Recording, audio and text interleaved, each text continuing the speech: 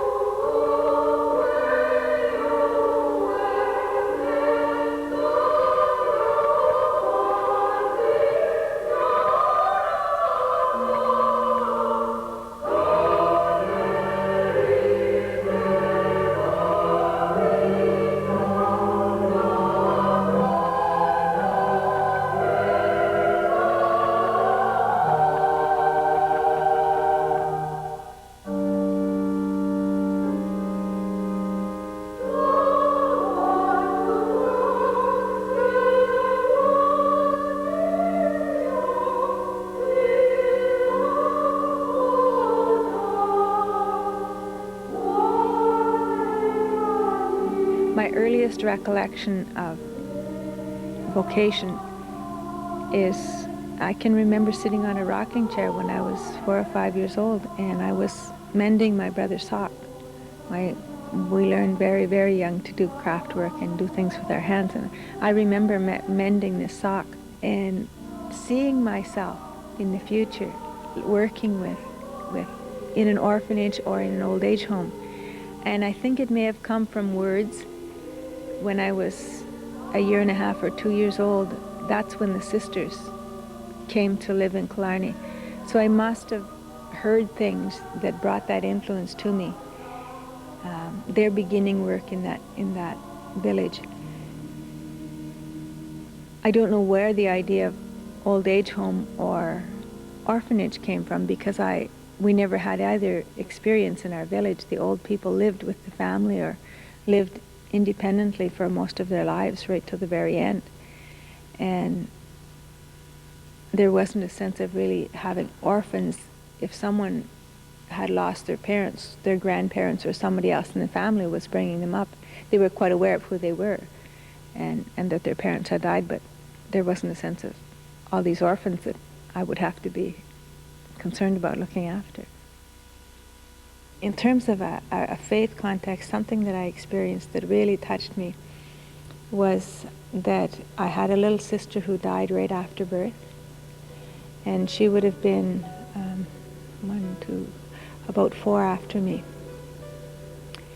And my dad went to Little Current to buy water to pick up the baby and bring her home. My mother was still in the hospital. And I can remember him ahead of time making her coffin and making her cross and preparing it.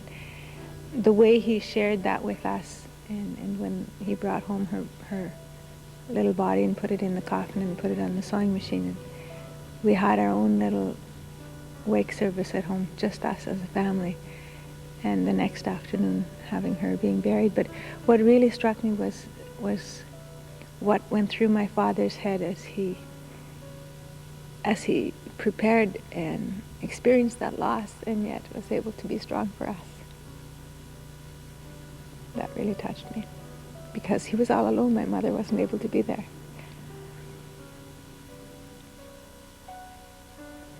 In my own family, I think we lived through tremendous hardship when I was very small, and that the whole faith, the faith dimension of God, and the strength of my parents to be able to live through those difficulties and somehow give us so much hope. Because one of the things, the only thing I remember us really having, to me was a luxury when we were small, was the books of knowledge. And every night my dad would read out of those books for us. He would read a fairy tale, he'd sing us nursery rhymes, and he'd read something that was scientific or geographic or a learning thing. And he certainly taught us the value of education, although he himself had never gone beyond grade 7 or 8, I think, in school. He certainly taught us how important learning was, and continuous learning. And my mother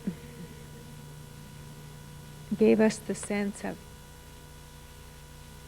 being able to live with what we have, and what I think of most are being able to take old clothes and make new clothes out of them, to have a brand new coat out of somebody else's coat at one point, but to be able to be so creative and use her talents to create something new out of what was something old for somebody else. When I think of where my vocation came from, sometimes I'm asked that question, and I find it very much from the whole village that I grew up in. The village in itself had a very strong Catholic faith dimension. There were only 3 non-Catholics in the whole village. And so everything focused out of our faith context. And the whole community was involved in, for example, when someone I can remember when my aunt was supposed to be dying. She had a stroke, and they told us she probably wouldn't live for 3 weeks, but if she lived, even then she would be a vegetable. And the whole community gathering and praying for that woman. And in a month she was up walking around and talking and doing everything that she was supposed to not be doing. And the sense of the prayer of the community being important was there. In high school, I had an experience that totally changed the direction of my sense of call, in the sense that I had an uncle who was beaten and unconscious by his friends, and it was because of alcohol. And for 6 months he was in the hospital, and I went and stood by his bed, and I did a lot of thinking at that time, and I did some praying to Blessed Kateri especially while he was there. And as I prayed to her, I kind of had this doubt that he would ever really get better. But I really questioned why it was that we as Native people have such damaging effects on one another, that we will kill ourselves and kill one another. And I realized that it wasn't alcohol that was the real problem, but the lack of dignity, the sense of who we are. And so in those days of standing by that bed, I realized I was called to do something about that. Do something about helping our people to recognize their own beauty and goodness and dignity. And as I realized that, the Sisters of St. Joseph happened to be in the village where my uncle grew up and where he was living. And so I thought, this is the way then to be able to really work with my people, because that's what I'm called to do. Then I'll join this community to work with my own people, and in that way I'll be missionary. I'm called to be missionary to my own people. The number of Native vocations that there are in the country are really very small. I would say there might be a dozen priests and maybe up to 50 women religious. I don't know if there's 10 brothers even.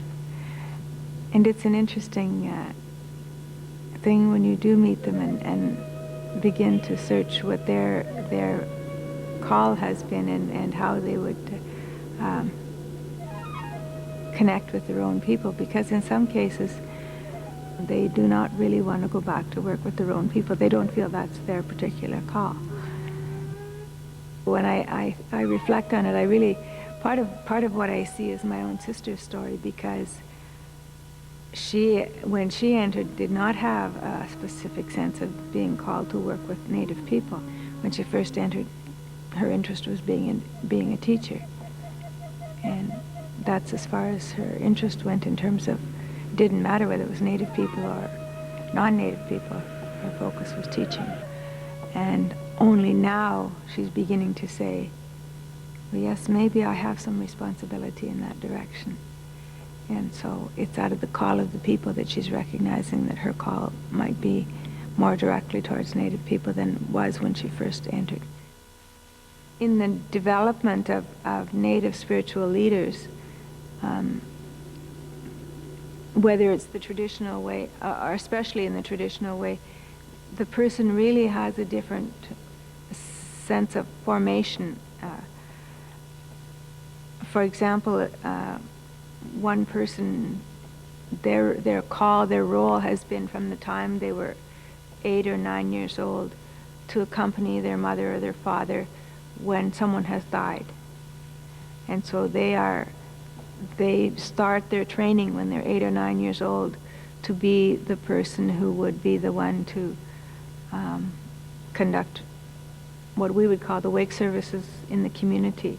They're called on far and wide from their own community to do that. Then the same, I would say, in terms of someone who is gifted as a speaker. They're involved in it from the very beginning as that. We just had a seminar recently, and we had 2 young people there. One was 12 or 13. Already that child has a sense of leadership, and they, even in being there, they recognize they have responsibility there. They're not just there to listen. They have responsibility, and it starts very young. Whereas when we look at it in non-Native society and the European-based community, it's like when you're 19 or you're 20, then you go and learn what it's like to be a sister or a spiritual leader. I was very much aware when I was small of St. Rose of Lima and Our Lady of Guadalupe. I read a book called Angel of the Andes, and I don't even know to this day if I could ever find that book again. But it was the story of Rose of Lima, and she was part Native. And she was a woman who lived, well, as a very child, even from 9 or 10, she started living what we would call an anchorite lifestyle. She lived in a little hut and prayed for the community in contemplative prayer. And in the story of Our Lady of Guadalupe, it amazed me that she would consider us worthy enough that she would appear to Juan Diego, a Native person, and that she herself would appear as Native in that apparition. And it said something to me about dignity and beauty and goodness, that we were worth something. And so like the sense of me as Native person being able to be a religious, that we were called to that, was strong in me. So I felt it was right for me to follow my own ministry to Native people. And even when I first entered, I didn't know, I couldn't have cared less at that point whether I was a teacher or a nurse, or I didn't have a sense of what the practical aspect of ministry would be, as long as I was working with my people. And I started out teaching and saw, although I wasn't in Native communities, I really saw it as preparation for the time when I would be working with my people. And now I'm in full-time ministry with my people.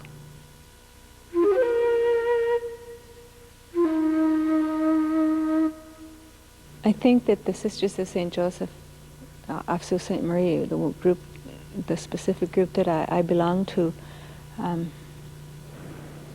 no matter which one they are, they're forced by the whole issue of boarding schools today to look at what was their history in that particular relationship. And I'm sure they're aware of some of the mistakes they've made, even in the reserve schools and so on. But I think that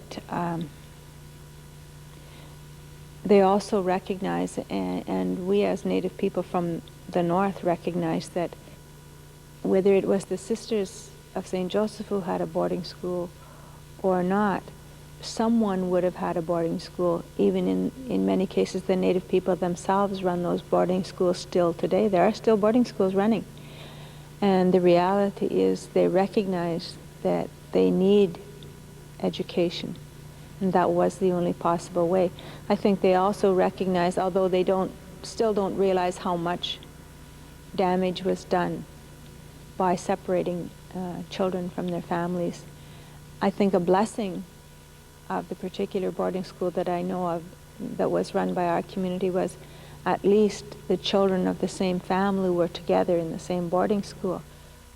In our own area, the Native people themselves feel that they are the ones who need to approach it from a perspective of healing retreats rather than something like public forums or public inquiries or those kinds of things. And I think that they can appreciate, when they hear the other side of the story, they can also appreciate the pain that other people went through, the non-Native people went through, trying to do their best to help them. I know the pain of some particular sisters whose experience was that they themselves were maybe 17 or 20, in their early 20s, and here they were. They never had children themselves. They never had that much of a responsibility with children, and here they were with 20 or 30 children that they were responsible for. So they really suffered themselves. They were like grown-up children in a sense, without, they never had any kind of parenting experience to know how to be what they had to be, a substitute parent for these children. When I first entered, I'm not sure I really had an image of what it should be like in community. So I don't know if I don't think I was disillusioned in any way by that. But one of the things that I did notice was that shortly after I entered, and it happened in the 2 years, the year ahead of me and the year I entered, four from our village entered in the same community. And I was already aware of the tremendous faith in the village where I came from, and the number of vocations that had come from that village. But I noticed that other Native women started entering the particular community that I did, and I found that not a lot of them, as a matter of fact, in the long run, none of them ever stayed. And so I started asking questions to myself. I said, well, why is this happening? Because it's not because they don't all not have vocations. There's got to be some other reason behind this. And I started sort of looking at those individuals and where they came from and what I saw happening, and I realized that part of it was that they had such a different sense of community from the European sense of community, where family and the whole extended family and the village was so important, the community was so important to them. And they walk into this other place that says, community is so important that you leave behind everything, like your family and your extended family and your community. And so for the next 8 years or whatever, you're not going to be able to be a part of that. And it was a cultural shock, a cultural change, that their whole adaptation in terms of culture had to be dealt with before they even got to the question of vocation. And I don't think they ever got there. The cultural differences were too much for them. I think that the reason why I survived was because I had my sister, although as I lived through it, I never thought about it. But as I reflected back on it, we had each other, which was something that the others didn't have, is family with them. And that support of one another was just there. I think when we first entered, we weren't even that much aware of our own distinctiveness as Native people, and so we tried to meld and fit in. And once we started really owning our own Native heritage and speaking in our own reference frame, then it began to open our community in new ways.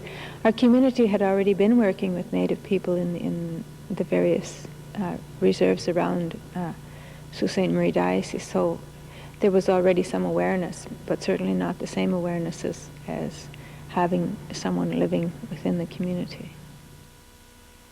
I think there was another thing that was always there for a long, long time in me from when I first entered, and that had to do with Blessed Kateri's desire to establish a Native community. And when those women didn't stay within our community who came from reserves, I felt like something had to happen, that there had to be a community for Native women. But I didn't feel I was the one that should do anything about that. I was kind of like, I've been part of this non-Native structure for too long, and so I don't have what it takes to do this. And on a 30-day retreat a few years ago, there were a couple of experiences that brought back that message to me and really saw me recognize that it's me that's called to start that kind of community. So what's the right way to worship God? And I realized that that's Eva Solomon's question. That's the Native people's question. Is this way, this traditional way that the Creator gave to us, is that a valid way to speak to God? Or do I have to go to this temple, the structured church? And Jesus says, it's not either one of those. It's not the place you worship that's most important, but how you worship. He says, the kind of worshiper that the Father wants is the one who worships in spirit and in truth. I had, as a child and several times in community, I'd had the opportunity of playing the part of Our Lady of Guadalupe in various plays. And there were some words in that play that struck me, but they only came back to me when I went to her shrine in Mexico and had a totally new sense of it. In the play she says, go to the bishop and ask him to build me a church that will honor my son. And the day that I went to her shrine in Mexico, I didn't know was any big day for the Native people in Mexico. It happened to be the feast of St. Michael the Archangel on September 29th. When I went there, the whole plaza was filled with thousands of Native people saying prayer in their way. They were dancing, they were celebrating out in this plaza. And those words, beside me, the stone church, the old basilica is sinking into the ground, so nobody can go into it anymore. And the new one, environmentally, to me, just didn't fit. It was just such a sort of gross, monstrous, concrete, personality-less church, whereas the other one had character. And so when I saw those two things, one is sinking into the church, into the ground, and the other one seems to have no character, and thousands of people singing and dancing and praising in the plaza, those words came back to me. Build me a church that will honor my son. And I realized this is the church she wants. Not the one that's sinking into the ground or the one that doesn't fit the environment, but this church of living Native people that will honor her son.